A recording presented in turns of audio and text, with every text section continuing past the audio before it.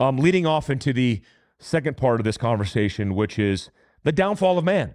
What do I mean by the downfall of man? Well, it's a complicated topic, but I think you know what I'm talking about. You see it, you feel it. I think 75% of everybody who watches me are men, and they're in my age demographic. When you look at fentanyl overdoses killing, the leading cause of death, by the way, between the ages of 18 and 45-ish. 110,000 Americans died last year of fentanyl overdoses, period. I mean, it was drug overdoses, but 90+% of that is fentanyl. When you look at this with the suicide rates that are astronomically through the roof, where you're looking at 50,000 Americans last year taking their own lives. That's actually a hike over the year before by a couple percent. And when you look at men's position in, for example, suicide, we have a 4x over women killing ourselves. Cardiovascular disease, the leading cause of death for men at 800,000 Americans per year. Overwhelmingly, the majority of that is men. Then we have other elements like violent acts, criminal behavior. Look at the prison system, for example, and the overwhelming majority of that is men. If you look at the savagery taking place worldwide by terrorists, by jihadists, by name the bad actor, it's men. So what the hell is the issue? Well, there's many issues. Some of the focuses of my content this week and next week will be on this exact topic, which I profoundly relate to a few things that are going on in our society. Tomorrow, I'll be talking to Kyle Thompson, who runs Undaunted Life. And when we talk about Kyle, for example, he's faith-based. And he talks about his principles and his values, mentoring young men especially, and it comes from his Christian background. So one of the first elements that I talk about in this is faith. Why is faith important? Well, it's very important because it gives us a better understanding of our position in a big universe, right? When you don't have that position, you don't have a task organization of the hierarchy and your position in it, then you're lost. I mean, that's how it works. You're just lost. When you don't have something bigger than yourself to believe in, then you're lost. Or you get arrogant, you get selfish, and you get lost in it post that experience, which is typically a bad one, okay? And I'm not saying like you have to be a Christian to be a good man, but I would say you have to be a man of faith and believing in something bigger than yourself. And that position kind of gives you a little bit of settling of your ego, realizing, man, the world doesn't revolve around you. There's a bigger picture. I don't care how you get there. Read the Bible, go to church, triple on mushrooms, whatever you're into. But profoundly, the way I've gotten there is realizing, man, this isn't the end of the story. This is only the beginning. And to think, it's like the comedian who talks about atheists versus Christians. So my position is I believe in something, Christian non-denominational. I just don't subscribe or prescribe to all the men's tactics and techniques of getting there. I choose to find my own path to God, one God, right? And then the argument to that as an atheist is I believe in nothing. So you believe that this all happened because of nothing? Like believe in something, ultimately is what I'm saying. The second component to that is purpose.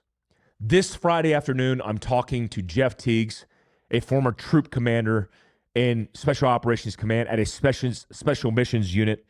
And he wrote a new book. And we're going to talk about that book, but we're going to talk about his mentorship of young men. He's also faith-based, but he also profoundly mentors men to find purpose in their life. Some of that purpose is found in faith, but I think the absence of purpose is the problem. This weekend, for example, I have a special operations prep course. Right now, the retention numbers in the U.S. military are its lowest levels since World War II. The lowest levels. Morale is probably at the lowest levels that we've ever seen because we have woke ideologies. We have our priorities out of whack. We have bad leadership in a military-industrial complex, and we don't have a lot of good leaders standing up and taking care of the guys. So when we do this special operations prep course this weekend, we don't have a lot of guys signed up. And 3 years ago, when morale was high, when we had a pretty decent leadership in the White House, there was that profound purpose being executed and emulated by young men. But without that opportunity to serve, what are you doing for yourself? And so, what is your purpose? I would ask you, man to man, ask yourself what your purpose is and say it out loud. What's your purpose? Most men who lack purpose seek other types of purpose and alternative means. And they do so in drugs, in sex, in radical behavior, right? They do so driving motorcycles 120 miles an hour, hopped up on meth, because they're looking to feel like they have profound purpose. You don't need to get high when you find purpose. You actually are high because you're high on life. My purpose as a young man was serving the country. When 9/11 happened, I had a very profound inclination in me to fight, and that was my purpose. When that war ended, I kind of transitioned that purpose into Fieldcraft survival and teaching people how to be better prepared. This show, Prepared, my show, Mike Force, gives me very profound purpose because it allows me to talk about these issues that I think are important to people and provide that value for you. It's reciprocal. You give me a feedback loop. I give you some feedback. You give me some feedback, and it provides that purpose. Do that and find that in your own way. You don't have to be a member of special operations. You don't have to be a law enforcement officer. You don't have to be a first responder. You could be a teacher. You could be a good father. Lastly, let's talk about relationships. A lot of the way I grew up was you have to get it out of your system. Be that single guy because you don't want to get bogged down by some gal. You don't want to have to start a family and plant roots because you need to get all of your wild stuff out of the way. Except that does nothing for you. Like, name any successful single dudes that you know and where they're at in life. Most of the most successful human beings I know have good family situations, good friendships that are long lasting, and they're happy at their core. So this concept of you trying to stay single because you think it's going to benefit you in the long run, it's not. It's not. In fact, the lowest of my lows were when I was single, when I had nobody in my life. Whether it was because I was thinking I was going to affect somebody in a negative way, or because, I don't know, I didn't want to involve anybody in my shenanigans. How about you just don't do shenanigans and you settle down, because that's the ultimate goal and objective. I get very confused over this argument and this debate about whether or not family units are important. Like a family unit, your husband or your wife and your family, your kids. It is the utmost importance. I knew that when I broke apart from my first relationship and split my child's life with me in half because of really our decisions as a couple.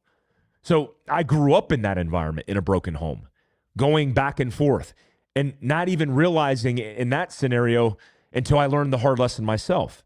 If you have an interpersonal and solid relationship with your spouse, or the person that you love, you have to realize that's the staple and foundation for everything that's going to be successful in your life, especially if you can hold it together. Because if you could take care of your household, if you can keep your family together through struggles, well, then everything else is easy, man. And trust me, you don't want to lose the time that you have with your children, because that time, it's very special and very fragile. You'll never get that time back. And I don't just mean relationships as far as you and your spouse, but I also mean relationships with your friends and your community. I talk about this sum of five all the time.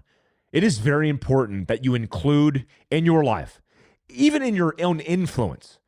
If you're going down the rabbit hole in comment sections on negative people's stuff and that feeds you, you're being fed the hamburger from McDonald's. And sure, it feels good in the moment because it tastes so good, but you're going to look down one day and not be able to see your feet because you're going to have a gut on you from all that bad food. So eventually it's going to take a toll, likely in your mental health and physical health. So it's important to have positive, impactful, good human beings around you that are going to do the right thing. That sum of five is the five closest people are the culmination of who you are. And that resoundingly impacts how you are affecting your community. What are you involved in? Are you volunteering? Are you doing things at the local hospice or the local assisted living? Are you gathering toys for Toys for Tots? Are you feeding people on Thanksgiving? Are you bringing people together at parent-teacher conferences? Are you getting involved in local politics? Are you invested and involved in your own backyard?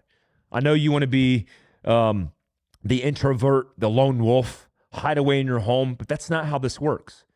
If you want to live that purpose, part of that is being tethered to good relationships. It's the number one way that you're going to actually improve your health, well-being, and your long, long life.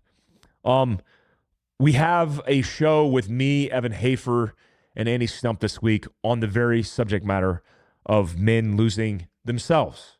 The downfall of man is what I'm calling it. It's very important to talk about these issues because it relates, even if you're a woman, it relates to the man that's in your household. It relates to the man that you're potentially going to date. You need to know these issues because it is a systemic issue. It's the cancer that's eating us alive, and it's one of the reasons that our country is deteriorating. I mean, the administration is a reflection of weak men, and weak men, like the saying goes, leads to hard times.